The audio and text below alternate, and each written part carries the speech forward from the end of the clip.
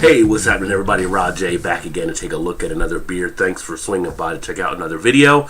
Doing something a little bit more different. Actually going to do a mainstream beer here right now. I'm going to take a look at Heineken. So been around since 1873, made in Holland.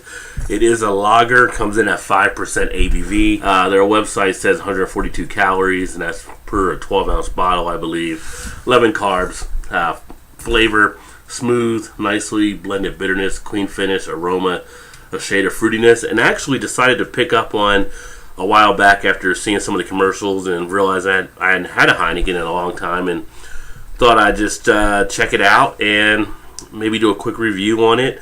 I actually picked up a couple of them at the time just because they were so dirt cheap. If you've had Heineken before, you kind of know what to expect. If not, maybe I'll share some new stuff for you with this one.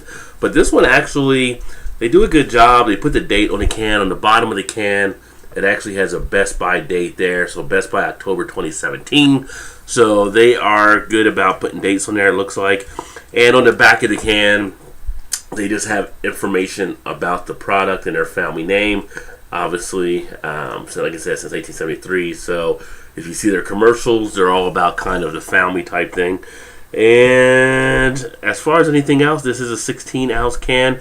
They do tell you to serve at about 35 to 40 degrees. So pretty much what you would get off the tap line from a keg that are usually ran at 37. So you usually want to drink this ice cold like many of the macros.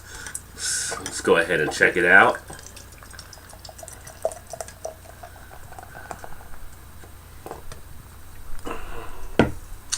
So you take a look at the appearance, like many macros, you have that nice clear look through the other side. Rarely do they ever have anything that's going to be hazy. Got a lot of bubble action taking place. You can see the carbonation streaming up to the head, which did come out with a good amount of foaminess. About a 2 to 3 finger head sitting there, which is actually a pretty good billowy white type color. And it looks what you would expect to have in a lager. You know, if you're sitting there drinking a beer and you wanted a lager, this is what you would get as far as the aroma.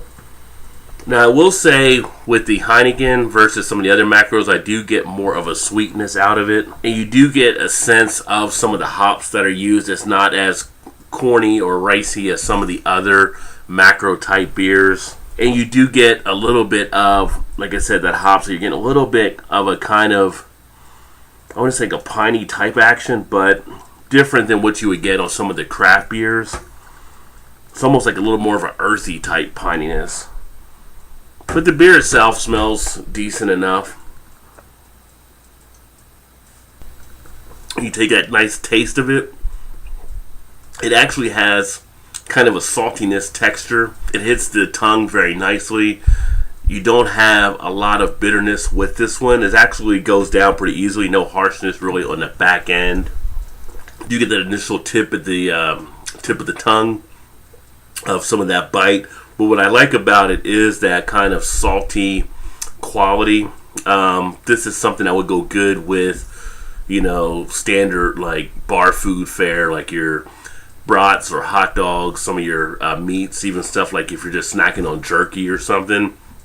I think a salty type dish, you know, your pretzels, this can actually match up very well with. And unlike some of the other macros, what I do like is that it gets off the tongue and up into the cheek area. Some I can actually feel it working around the mouth nicely. It's got a nice medium mouth feel on this one.